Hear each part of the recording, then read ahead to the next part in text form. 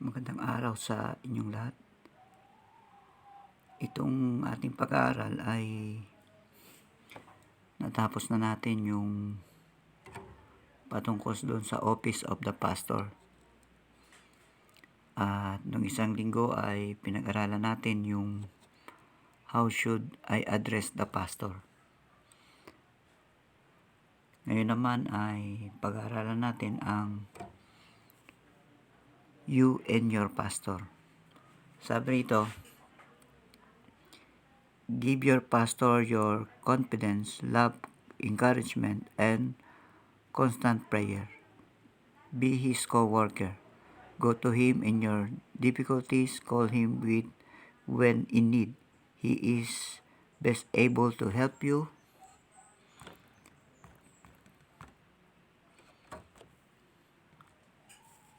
Will counsel from work of God. Never make him your idol. Keep your eyes on the Lord, but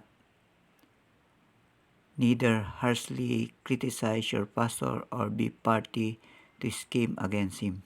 Yan. Ang pastor daw ay kung meron kayong mga problema o masasabi natin na mga katanungan ay pwede nyong ilapit doon sa pastor. Ganon din kung maghihingi ng mga counsel ay pwede rin doon sa pastor. Pero ang sabi ito ay never make him your idol. Pag sinabing idol, parang siya yung nagiging huwaran mo. Ibig sabihin, sino ba talaga ang ating huwaran? Ang ating Panginoong Hesukristo. Pagka pinag-usapan ang pagiging yung susundan o yung pagiging idol, ay ang Panginoong Hesukristo yung dapat na maging idol. At sabi rito, keep your eyes on the Lord, but neither harshly criticize your pastor or be party to scheme against him. Yan. Ang focus dapat natin ay nasa Panginoon. Minsan may mga tao na kinikriticize nila yung kanilang pastor, hindi yun makakatulong sa kanya. Dapat ang tingin natin ay nasa Panginoon. Dito sa 1 Thessalonians chapter 5, verse 12 to 13, meron ditong sinasabi kung ano ang dapat nating gawin. Sabi rito, 1 Thessalonians chapter 5, verse 12 to 13, and we beseech you, brethren, know them which labor among you and are over you in the Lord, admonish you, and to esteem them very highly in love, for their works' sake, and be at peace among yourselves. Makikita natin dito na ang dapat ay maging karakter natin sa ating pastor ay titingnan natin, tatanawin natin yung mga tao na gumagawa para sa atin sa spiritual na buhay.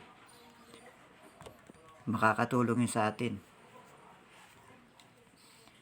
yung pagtanaw sa kanila at ma-appreciate natin yung kanilang ginagawa.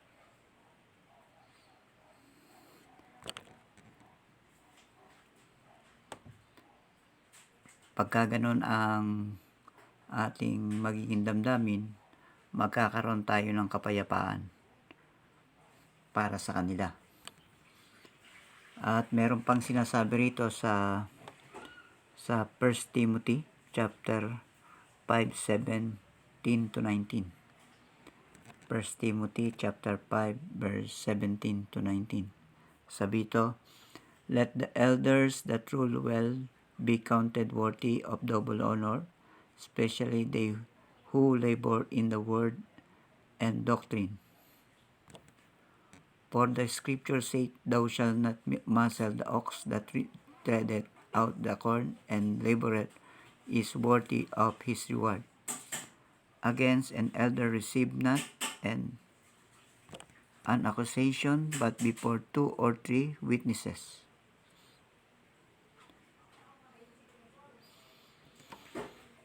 Dito makikita natin dito yung ginamit dito yung tinatawag na double honor. Pag sinabi kasing double honor, dapat ay pagka binigyan ng honor ang isang tao, binibigyan siya ng medalya, binibigyan siya ng pera. At pag naibigay na sa kanya, na-honor na siya. Na-honor na siya. Ganun.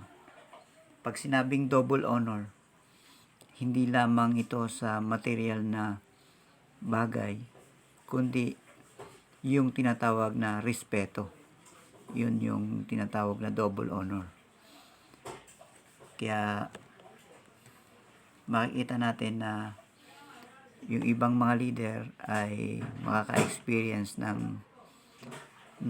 nakaka-experience sila ng ganoon, na mataas na respeto mula sa kanilang church na hinahawakan. Tama lang yon. Yun ang scripture na pamamaraan. Dito sa verse 18, For the scripture saith, Thou shalt not muzzle the ox that treadeth out the corn, and the laborer is worthy of his reward. Yan. Ibig sabihin, magbigay tayo ng example dito. Meron kasing mga leader ng church na hindi sila kumukuha ng allowance no sa church, or masasabi mo na love gift. Hindi sila kumukuha nun. Dito makikita natin dito, sabi rito, For the scripture saith, Thou shalt not muzzle the ox that treadeth out the corn, and the laborer is worthy of his reward. Ang isang example nito ay yung ox na gumigiling sa yung corn dito ay tinutukoy niya yung trigo. Yung hinarvest na trigo, gigilingin nyo ng ginigiik yun ng ox. Ang pag-iik niyan yung nilalakaran para malaglag yung mga bunga. Na andun yung trigo sa kanyang mga paa, tapos tinutungtungan niya yun para malaglag yung mga bunga. Pag sinabing Thou shalt not muzzle the ox, kasi yung ginagawa ng iba, tinatalian nila yung bunganga nung ox para hindi kainin yung trigo. Pag sinabing Thou shalt not muzzle the ox, hindi yan dapat talian sa bibig. Bagkus habang siya gumigiik, habang nilalakaran niya yung trigo, dapat hayaan yung ox na kainin niya yung mga dahon ng trigo. Hindi naman yun ang kailangan dun yung bunga lang naman Minsan ang ginagawa nila ay ikinukuha nila yung uso nung toro. Nilalagyan nila ng busal para hindi kumain. Pero ang sabi dito ng Panginoon, dapat Thou shalt not muzzle the ox. Dapat hayaan mo lang siyang kumain habang gumigiling. Ganon din naman sa pastor. Hindi mo siya dapat pigilan na magkaroon ng tinatawag na support galing doon sa church. Kasi sasabihin nila, huwag na nating suportahan yang si pastor kasi mayaman naman yan Ako yung idea. Merong ganon. At mismo yung pastor din naman nagsasabi, huwag nyo na akong bigyan ng support financially. Ganon. Makikita natin na hindi iyon biblical. Hindi yun makakatulong. biblically, o maaring sa henerasyon ay may epekto ito. Example, magbibigay tayo ng epekto. Yung pastor na hindi tumatanggap mula sa kanyang simbahan, masasana yung mga miyembro niya na hindi nagbibigay. Kaya, ang mangyayari ngayon, kapag namatay yung pastor, yung susunod na pastor doon sa simbahan na yun, may hirapan siya. Hindi niya alam kung paano siya mabubuhay. Eh, buti kung kaparehas ng pastor din na pinaltan niya na meron ding trabaho at meron siyang income. Okay yun sana. Pero hindi pare-parehas ang sitwasyon. Merong mga pastor na umaasa lang talaga sa church. Meron naman mga pastor na may mga sideline sila. Pag sinabing do not muzzle the ox, bahagi rin ito na kung magpa-part-time yung pastor, halimbawa magkaroon siya ng trabaho sa labas, sasabihin nila, ay hindi pwede yan si pastor, bakit nagtatrabaho yan sa iba? Dapat concentrate lang siya sa church. Yun. Pag sinabing daw siya not muzzle the ox, ibig sabihin, bigyan mo siya ng kalayaan para naman sa kanyang katulad sa meron siyang pamilya, ganun. Yun ang ibig sabihin ng do not muzzle the ox. Magkaroon siya ng tinatawag na pansuporta naman sa sarili niya, ganun. Pwedeng ito ay galing mismo sa church, pwedeng ito ay galing sa kanyang magkaroon siya ng negosyo o kaya sideline na mga work, ganun. Kasi ang sistema kasi nito, minsan yung ox na nagigiik ng trigo, kaya nilalagyan nila ng busal yung ngusok noong ox para tuloy-tuloy ang pag-iik ng ox. Kasi oras na yan ay yumuko at kumuha ng dahon ng trigo para kainin niya, maaantala yung kanyang paglalakad. Minsan yung hakbang niya ay imbis na ihahakbang niya, ikinukuha niya pa ng pagkain. Kaya ganun ang nangyayari. Kaya ang ginagawa ng iba ay nilalagyan nila ng busal yung uso ng toro para hindi siya makakain. Ang sabi ng Biblia, do not muzzle the ox. Yan yun. Sabi rito sa verse 19, against an elder receive not an occasion but before 2 or 3 witnesses. Yan, accusation. Yan. Kung meron kayong kung makita na tinatawag na pagkakamali, dapat hindi isang tao lamang yung magsasabi. Ibig sabihin, dapat merong mga leader na magsabi sa kanya, mali ka, ganito yung mo, yung kamalian mo. Ibig sabihin, kapag isang tao lang, hindi yun worthy. Dapat titingnan natin na dapat mayroong mga witness na ito, nagawa mo ito. Kaya makikita natin ganyan ang tinatawag na pag pinag-usapan yung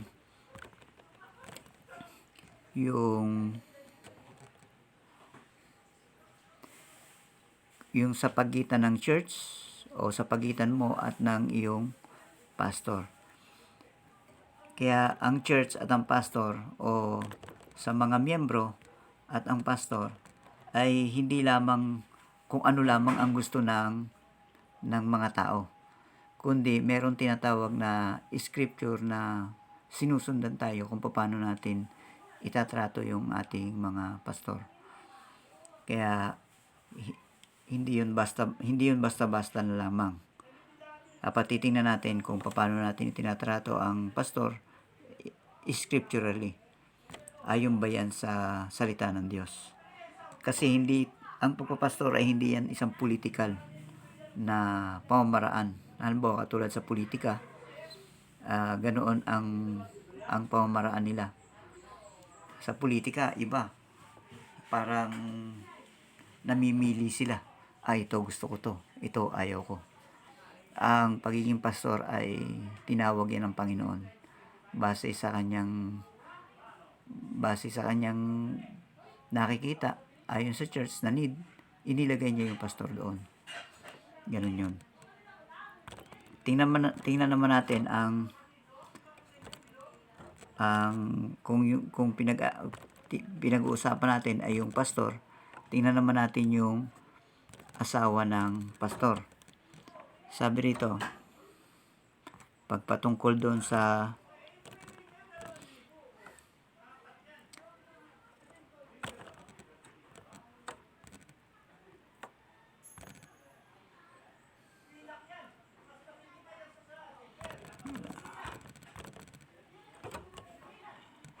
yan.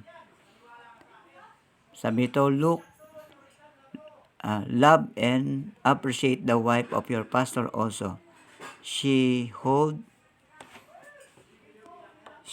no office in the church and has no authority. Yet she is so important to her husband's ministry. His children are too. Ayan.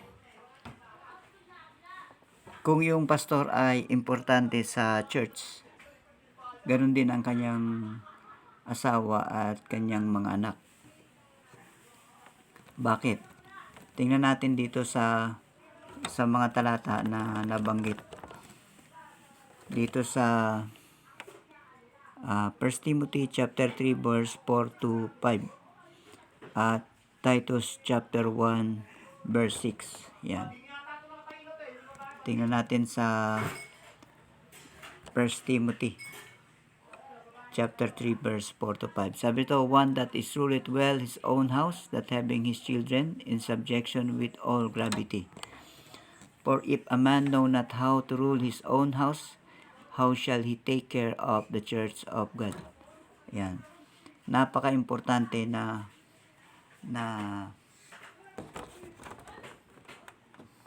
magkaroon ng satisfaction yung tinatawag na wife at maging yung children. Kasi kung hindi nila mararamdaman hindi nila ma-appreciate yung pagiging pastor ng katulad sa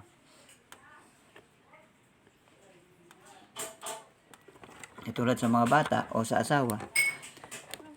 Pag hindi nila na-appreciate yung pagiging pastor noong pastor na asawa o magulang nila, ay maaring yung mga bata ay hindi sumunod sa magulang. At o kaya naman yung asawa ay hindi rin masyadong mag-submit doon sa pastor. Ibig sabihin, ang leadership niya sa tahanan ay hindi magiging maayos. Sabi ito, for if a man know not how to rule his own house, how shall he take care of the church of God? Yan. Kasi hindi nagsasubmit yung asawa, tapos yung mga anak ay hindi rin naman sumusunod sa policy ng family, ay ang masasabi natin yan ay disqualified si pastor doon sa calling niya bilang isang pastor. Kaya ganun yung sistema ng pagiging isang pastor. Kaya bigyan din natin ng importansya yung kanyang asawa tsaka yung kanyang mga anak. Titingnan din natin. Kaya nga hindi lamang dapat titingnan natin kung ano yung pangangailangan ni pastor. Kaya yung ibang church, ang ginagawa nila, pag sila nag-call ng pastor, merong pabahay yun. Meron silang ibinibigay na bahay doon sa pastor at sa family ng pastor. At maayos yung bahay na ibinibigay nila pag nag-call sila ng pastor.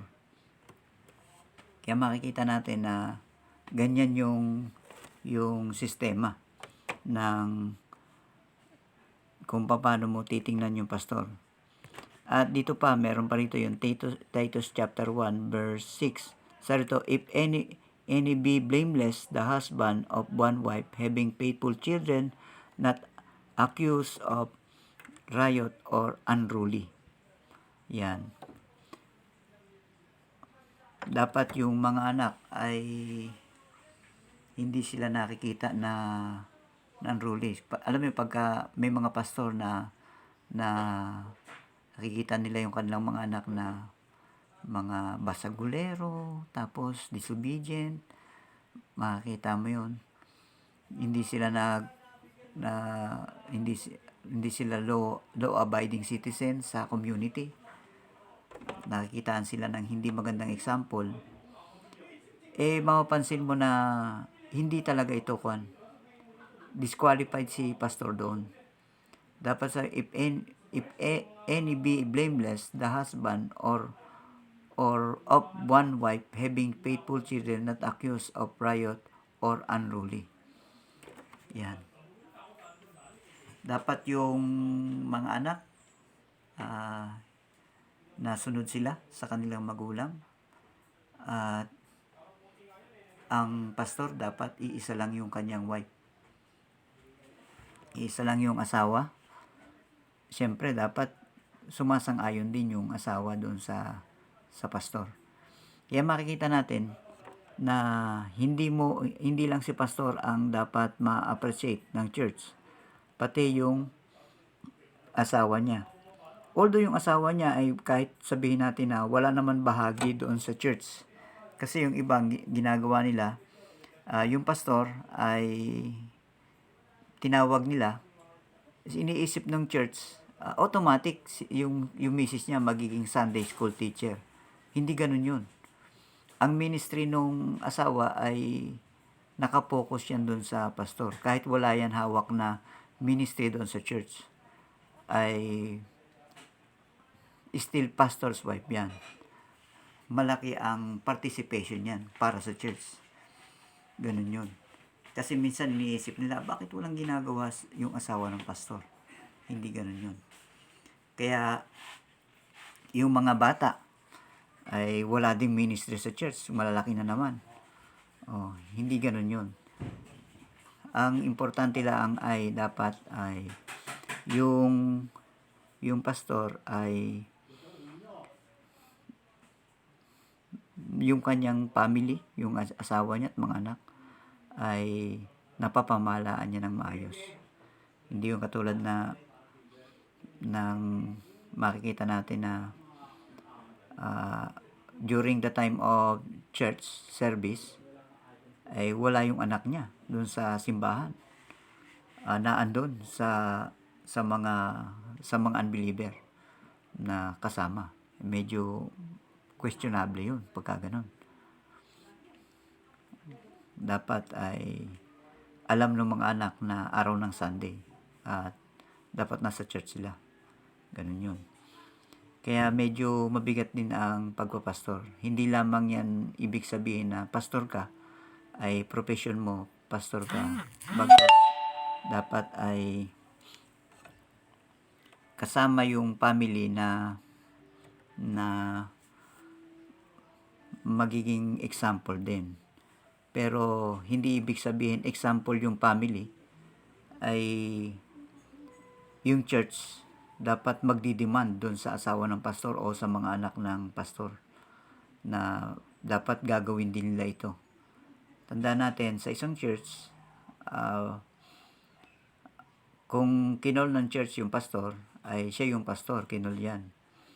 At kung pagtuturuin nila ng Sunday school yung asawa ng pastor, ay dapat i-call din nila yon. Bibigyan din nila ng kanyon. Kumbaga meron din tinatawag na ang tawag kasi natin diyan sa church ay love gift.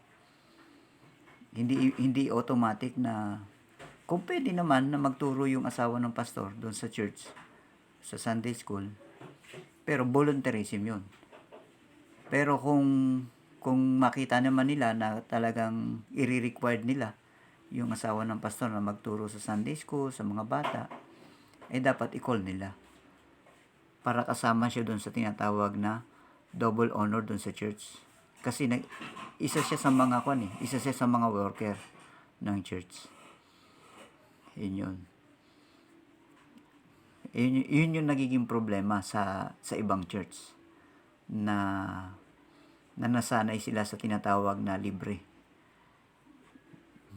Pagka ang church,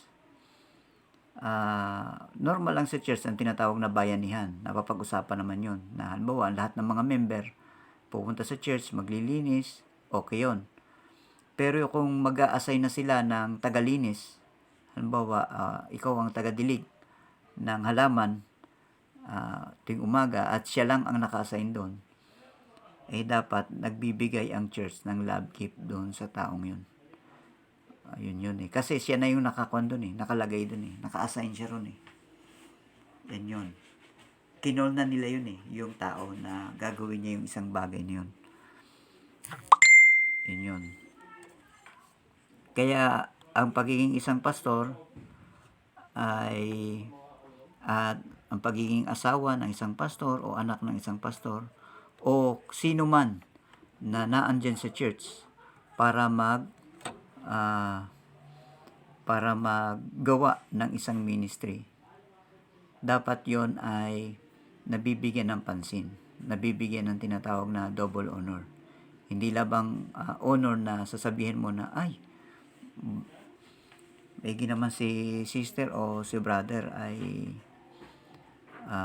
siya yung gumagawa ng ganung bagay.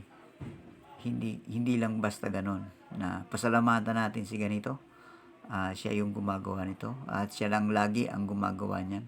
Hindi lang yun dapat ganon. Dapat ang church ay hindi lamang honor na ganon, kundi double honor. Kung siya ay naparangalan sa salita at naihayag doon sa church, hindi lamang sa honor na honor lang, maging material na bagay ay dapat meron din siya. Yung mabigyan siya ng tinatawag na love gift. Yun yung tinatawag na double honor na pinag-aaralan natin. Kaya yan yung church. Kaya yung isang pastor na hindi siya tumatanggap ng love gift dun sa church, ay akala natin nakakatulong siya dun sa church. Katulad, magbigay tayo ng isang example ng isang pastor na hindi tumatanggap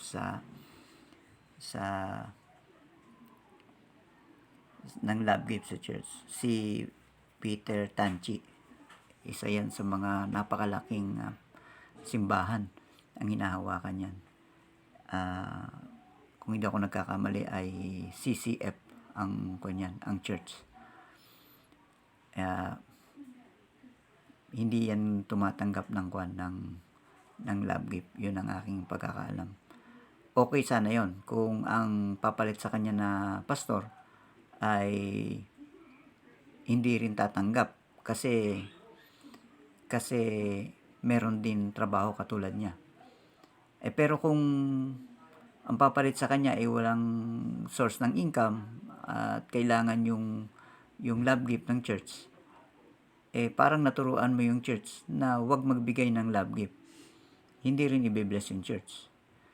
Kaya titingnan natin kung ano ang sitwasyon, kung ano talaga ang scripture na sinasabi. Hindi ibig sabihin na sinabi nung isang pastor na ayaw niya, scripturally okay na yon. Pwede naman niya kuhanin yung love gift ng church. Hindi ibigay niya ulit dun sa offering box. Kung talagang ayaw niya talagang tanggapin, pakakuha niya ng pera. Meron tayong tinatawag na offering every Sunday, di offering niya. Pwede naman yung ganun eh. Pero yung sabihin mo sa church na hindi ko tatanggapin yan dahil ayokong sabihin ng church na ako'y tumatanggap ng love gift. Parang mali yung ganun. Kasi responsibilidad at sistema ng church na anuman ang ginagawa mo ay bigyan ka ng love gift. Kumbaga sa sanlibutan, sa mundo, kung ikaw ay magtatrabaho, dapat magsweldohan ka. Kasi kung masasanay ang tao na nagtatrabaho tapos walang sweldo, papaano ang tatakbo yung industriya natin? Oh, ganun yun eh. Kaya dapat ay titingnan din natin yon. Kaya kung merong mga ganun tao, hindi naman tayo nakikikuan doon, baga, kanilang kuan yun eh, kanilang conviction yun eh. Pero sa atin, kung sa atin mangyayari, itama natin. Kung may magsasabi sa atin na ayoko tumanggap ng love gift mula sa church, kausapin natin kung ayaw mo talagang tumanggap ng love gift sa church. Tanggapin mo to, and then, ibigay mo sa offering. Pagdating ng dumaan sa iyo yung offering every Sunday, kung talagang ayaw mong tanggapin. Pero yung ipapakita niya na hindi siya tumatanggap, kuwan yun eh. Parang gusto niyang maging sabihin, ipagmalaki na ako, hindi ako tumatanggap ng love gift. Wala akong responsibilidad dito sa church. Volunteer lang ako. Hindi ganun yun. Ano man ang gagawin natin para sa Panginoon, ay dapat ay maramdaman natin na ito ay walang kabuluhan. Ito ay may kabuluhan sa Panginoon. Lahat ng ginagawa natin, ito ay may kabuluhan sa Panginoon. Kaya dapat itong ma-appreciate. Lalo na ang pagiging pastor o pagiging isang leader. Yan ang tinutukoy na double honor. Kaya pwede nating sabihin na kung hindi ka tatanggap ng love gift, ay dinidishonor mo yung position bilang isang pastor. Kasi yung double honor, hindi lamang sa ino-honor ka bilang isang pastor, kundi sa material na bagay, ino-honor ka din. Yung tinatawag na double honor. Kaya pag tinanggal mo dyan ng isa, parang gusto mong isang honor lang. Medyo sasablay tayo doon. Kaya yan ay dapat medyo napapag-isipan din ng mga taong may conviction na ganun. At tayo naman, kung sa atin mangyayari ang ganun, ay pwede nating ipaunawa sa kanya na ibigay na lang doon sa offering. Tanggapin niya, and then ibigay niya doon sa offering. Yan ang nakikita akong solusyon dyan. Para ang church ay nasasanay na nagbibigay ng love gift doon sa leader, and then na gagawa niya yung tinatawag na double honor doon sa isang pastor o doon sa isang leader. Okay, kung wala na kayong tanong, ay magandang araw sa inyo. At kung mayroon kayong tanong, ay isend nyo lang doon sa GC at pag-uusapan natin sa next na ating meeting. Magandang araw sa inyo.